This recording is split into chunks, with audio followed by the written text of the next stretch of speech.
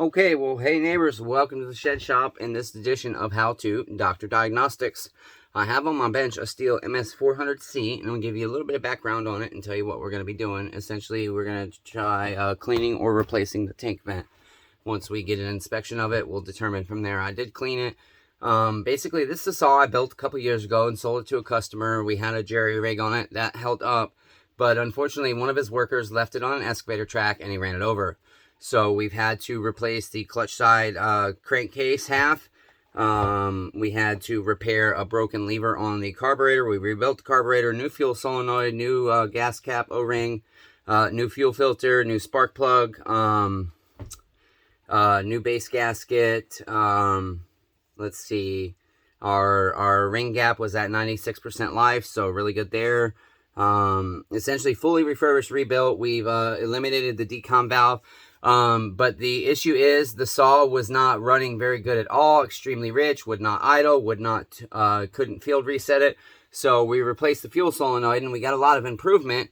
I've been working with the mechanic at Stihl. We've diagnosed it through the computer, and on a whim we decided to just drain the fuel and leave the gas cap off to run a different test. And all of a sudden, finally, the RPMs changed like they were supposed to, but the saw still won't idle. We filled it with fuel again and tried to start it, and it's doing the same thing. And so that leads us to believe that we're not getting air into the tank to equalize the atmospheric pressure.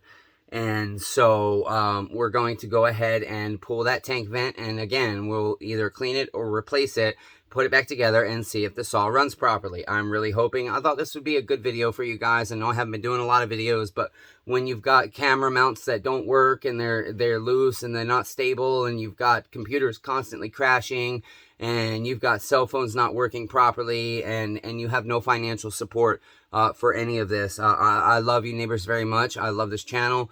But unfortunately, I'm low income and I cannot afford to run the channel by myself when I've constantly got issues breaking down, and I buy new stuff, you know, a $60 camera tripod, and it breaks within a few weeks, and I don't want to have to go buy a new one. We spend the money on the expensive stuff.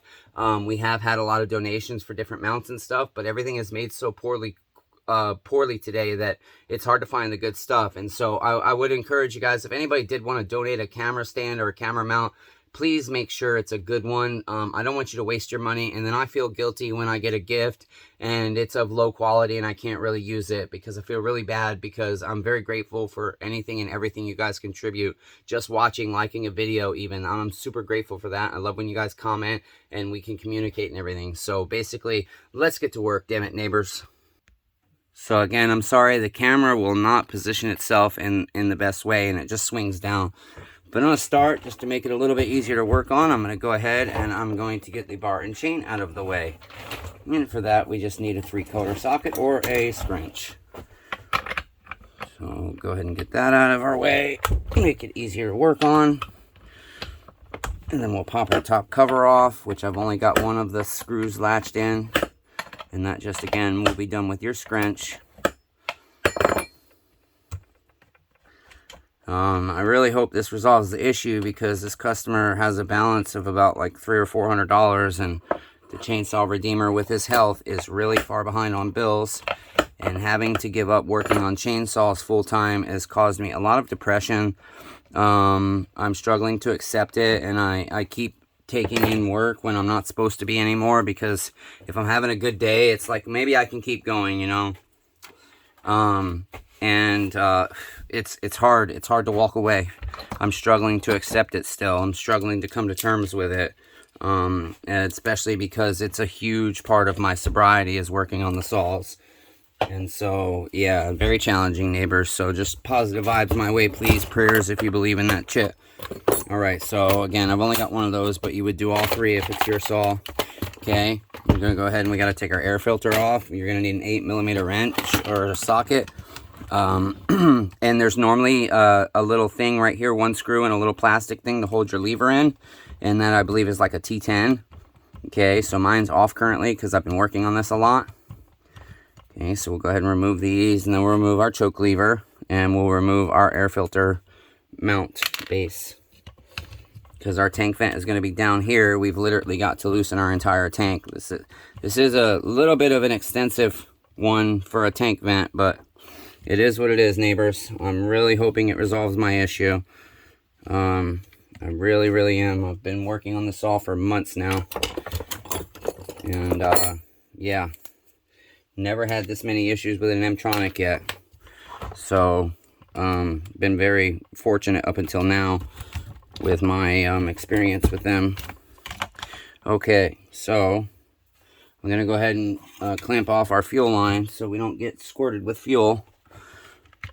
For now, we'll just do that. Okay, now you can unplug your carburetor right here. Just hold that little clip in and it will unplug just like so.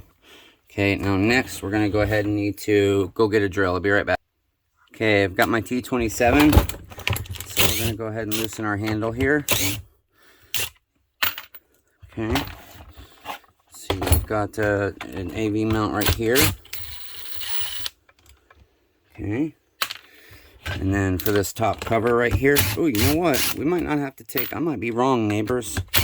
We might not have to take the whole handle off after all. Let me see if this little white cover comes off. Because if so, then we'll be in good shape. I'm going to pop the throttle linkage out here. Move that aside. Let's see here. Let me see where else this attaches. I believe we might have another screw somewhere. I think this one right here on our recoil screw. Okay, pop this wire out. I do see it looks like it should come off. I'm just not 100% certain. Okay, move that out of the way. And then, oh, we'll have to take our this little manifold boot off, so you can go ahead and push your rubber through on the top and bottom. Okay, now that should make this easier to come off. Yeah, okay, great. Oh, our coil wire, we want to get that out of there. Okay, there we go. Yeah, now we'll have access to our tank vent. Excellent. Okay, let's see here. Yep, there's our tank vent right there. Just trying to get this throttle linkage out of the way, or this cover out of the way, and get our throttle linkage through. Just kind of got to shimmy it, lay that aside. Now for these tank vents, they split in half, and they can be really difficult to get open. You really want to get all the way underneath of it in order to try and get both halves up at once, okay? And you're just going to pry up, and I didn't. Mine split open. That's okay. All right, and I can see it's full of fuel, so basically this all ran with no gas cap and no gas.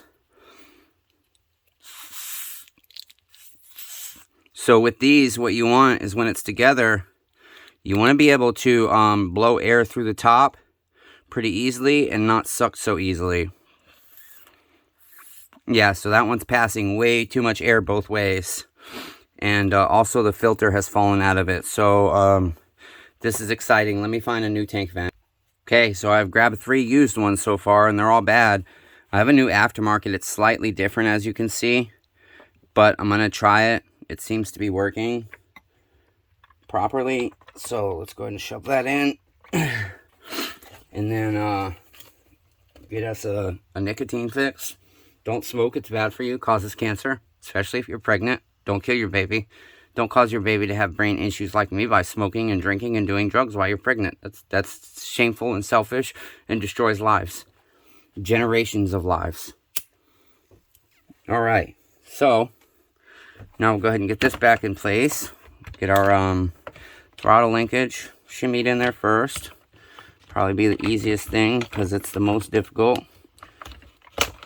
Okay. The concern I have is fuel really should be shooting up through the fuel line right now. If that vent was functioning properly. And that concerns me. It really does. So I'm just going to kind of see. No, it doesn't continue to flow.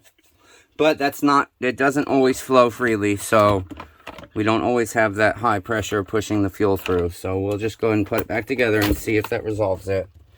If not, we'll go ahead and try and find a different tank vent again. That's the original style OEM, even if we have to order a new one.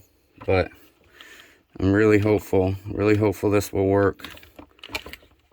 I desperately need to get this bill paid because I'm way behind on my own personal bills, and it's been devastating, honestly. Everything's been very difficult lately. Okay, let's see here.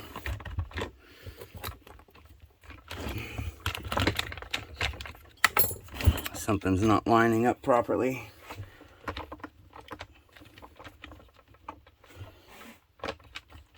Okay, what is going on here?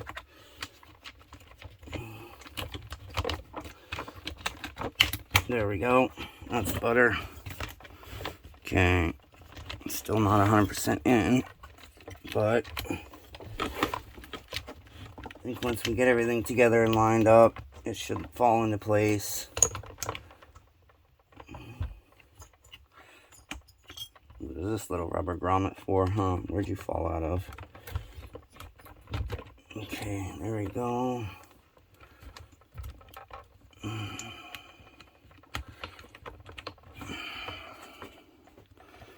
I'm really hoping this fixes the issue.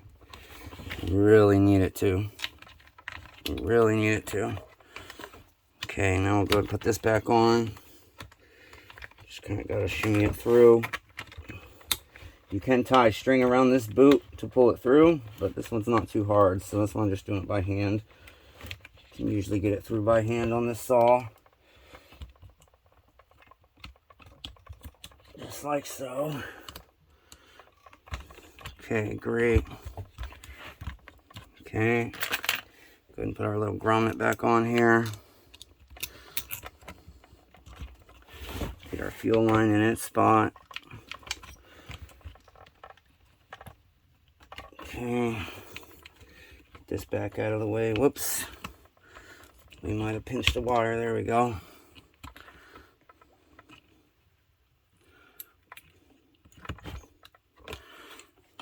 Not too concerned about everything being flawless and perfect right now.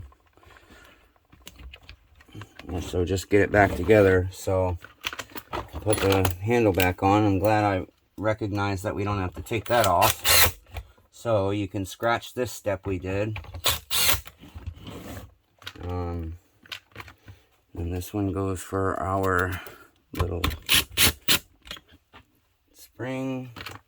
These two go to our little cover here, which we need to have our wire on this one.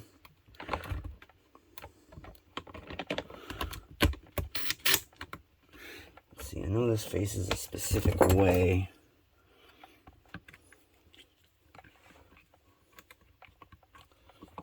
I believe like so. Okay, there's that. Get this one in. We've got to put our throttle linkage back up in its track right here. Just clips in there. Okay, make sure you clip it all the way down. We'll go ahead and get our carburetor back on. Okay, like so.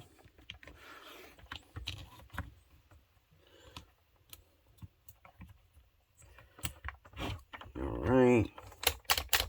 Excellent. Plug you back up.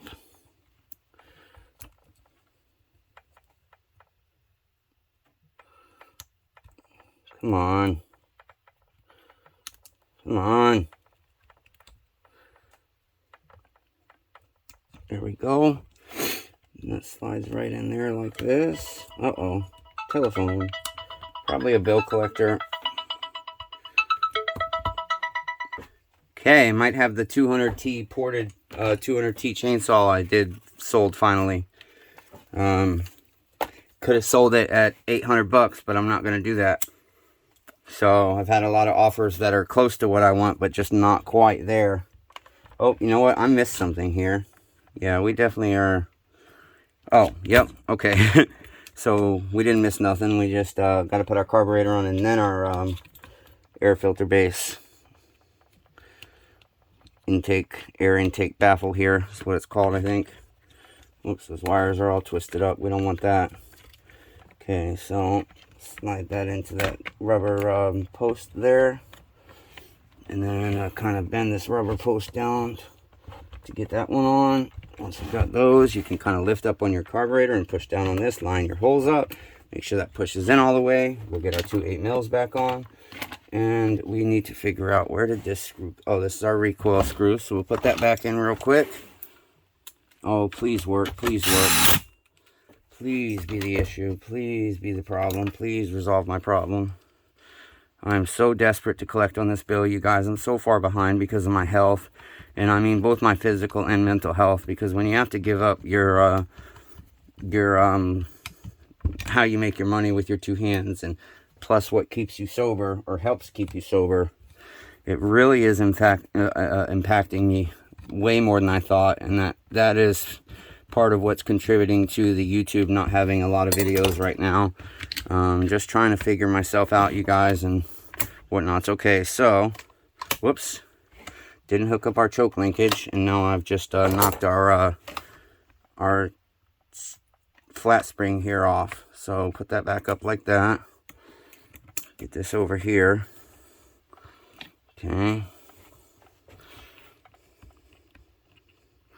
That's all twisted. God damn it. Let's see here. How are we going to get that turned back the right way? Okay. Ah, come on. Let's see here. This is a little bit tricky. I don't know what's going on here. This is just kind of twisted itself in a way that I can't get it to do nothing. There we go. Okay, so it's going to be like that. So let's go ahead and reposition this. Get this linkage in. Ah, come on.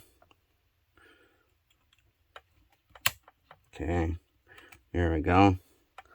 And we'll just push that in with a screwdriver. Lock it into place. Turn you guys. And let's see what happens. Nope.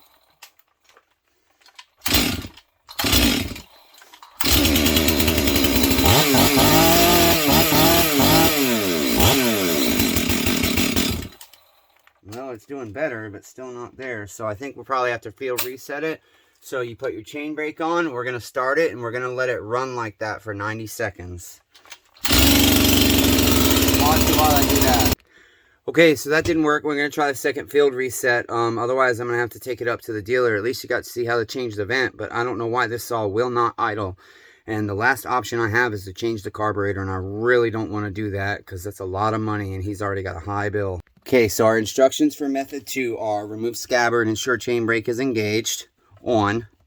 Okay, put the machine in the cold start position, start the machine and run in the cold start position for at least 30 seconds, but no more than 60 seconds. Do not touch the throttle or accelerate the saw during this time. Disengage, release the chain brake, open, squeeze the throttle fully for at least 30 seconds. Engine speed varies, and that's what we're not getting. We're not getting the variation in engine speed when we try to tune it. Engine speed varies noticeably during calibration. As soon as the engine speed drops noticeably, release the throttle back to the idle position. When the engine is back in the idle position and the idle speed, engage the chain brake and switch off. Your saw is calibrated. So I'm gonna put the bar on for this. 30 to 60 seconds, chain brake on, cold start position. Okay, so that didn't work. So back to the dealer to plug it back into the computer. Until next time, neighbors.